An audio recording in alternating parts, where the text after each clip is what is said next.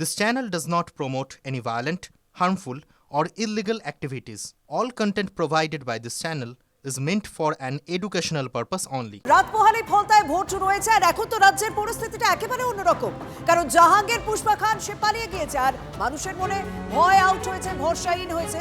আর এই বছর ভোট দিতে পারবেন ফলতাবাসীরা, এই আশাই তারা রাখছেন। সেই কারণেই পুনর্নির্বাচনের সিদ্ধান্ত। গত 10 বছরে ভোট দিতে পারেননি জানালেন বাসিন্দারা, কিন্তু সাধারণ মানুষ রাস্তায় বেরিয়ে এসেছে, তারা প্রতিবাদ জানাচ্ছেন, তারা বিক্ষোভ জানাচ্ছেন, তারা দাবি রাখছেন। বেশ কিছু মহিলারা নিজেরা জাহাঙ্গীর খানের গ্রেপ্তারের দাবি জানাচ্ছেন। এই মুহূর্তে শুভেন্দু আমাদের সঙ্গে রয়েছে, কিন্তু কিছুক্ষণ আগে ঠিক কি পরিস্থিতি হয়েছিল একবার দেখুন।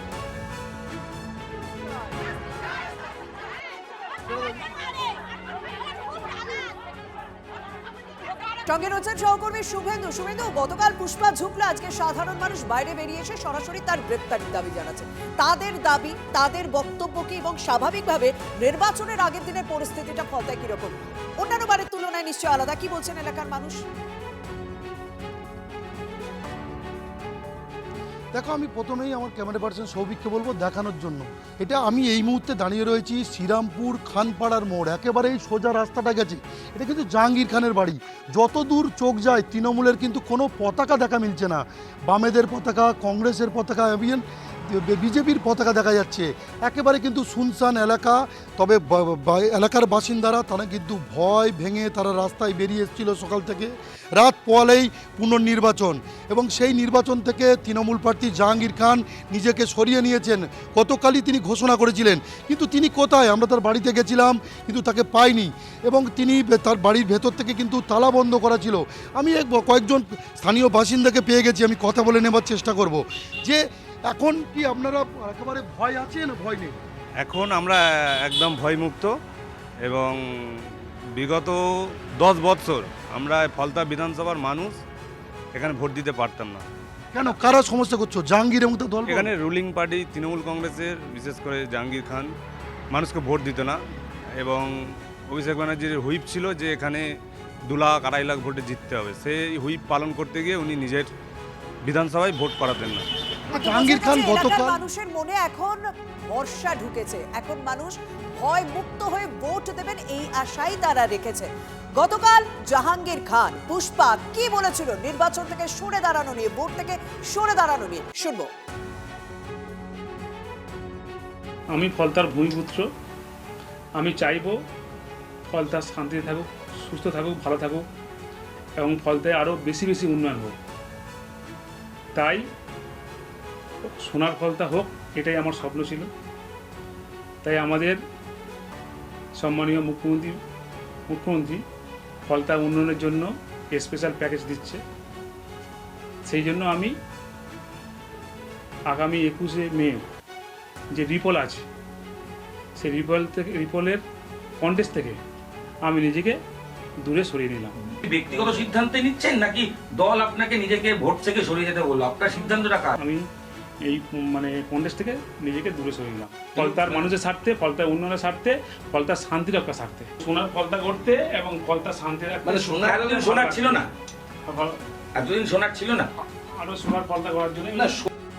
ভোটের ময়দান থেকে পালিয়েছে পুষ্পা, সে ঝুঁকে গেল কার্যত, এবং এলাকার মানুষ তারা এখন ভরসা নিয়ে ভোট দিতে যাবেন। বিরোধীরাও সেখানে ফ্ল্যাগ দিচ্ছে। ফলতা বিধানসভা কেন্দ্রের তৃণমূল কংগ্রেস প্রার্থী জাহাঙ্গীর খান, যিনি নিজেকে পুষ্পা বলে ঘোষণা করেছিলেন এক প্রকার, সেই পুষ্পা নিজেকে যখন ভোটের ময়দান থেকে এক প্রকার পুশ করে দূরে ঠেলে দিলেন, তখন তার পাড়াতেও দলীয় পতাকাগুলো কে যে কোথায় পুশ করে সরিয়ে দিল বোঝা যাচ্ছে না। কোনো দলীয় পতাকা, মানে তৃণমূল কংগ্রেসের কোনো পতাকা তার পাড়ায়, মানে জাহাঙ্গীর খানের বাড়ির সামনেও দেখা যাচ্ছে না। শুধু সেখানে বিজেপির পতাকা রয়েছে, বামেদের পতাকা রয়েছে, কংগ্রেসের পতাকা রয়েছে। শুধু তাই নয়, এলাকার মানুষজন তাদের মধ্যে যেন ওই ভয় আউট, ভরসা ইন তেমন একটা বাতাবরণ দেখতে পাওয়া যাচ্ছে। তারা বলছেন যে এবার তারা বোধহয় স্বস্তিতে ভোট দিতে পারবেন। বিগত বেশ কিছু বছর ধরে তারা ভোট কাকে বলে, কিভাবে দিতে হয় তা জানতেই পারেননি, কারণ তার আগেই তাদেরকে ভয় দেখিয়ে আটকে দেওয়া হতো। এবার তারা স্বতঃস্ফূর্তভাবে ভোট দিতে পারবেন বলে আশা রেখেছেন। শুনুন তারা কি বলছেন।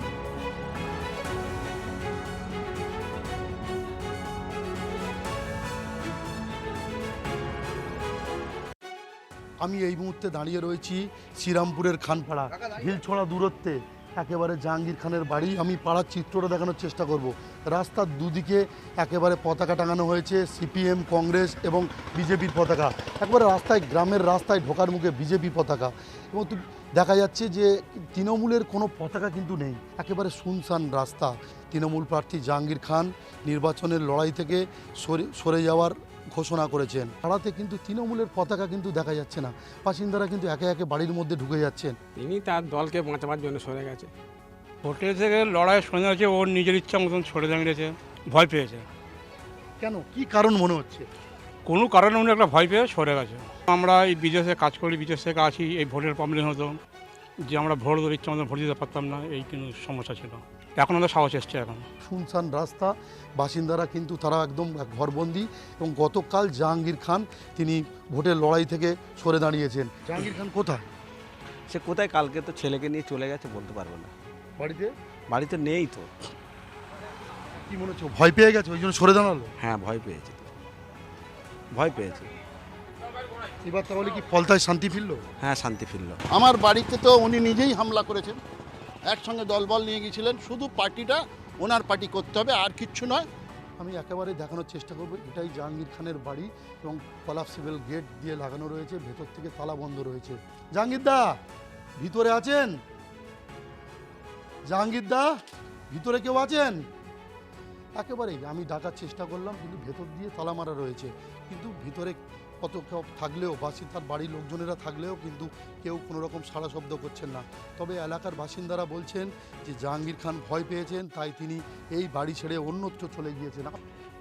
ফলতা থেকে ক্যামেরায় সৌভিকের সঙ্গে শুভেন্দু হালদার, TV9 বাংলা। তৃণমূল দলটা সরকারি দল আছে, যেদিন সরকার চলে যাবে দলটা ভাড় করে পড়ে যাবে। ভয়, এটা ক্রিমিনালের সাহস কত হয়?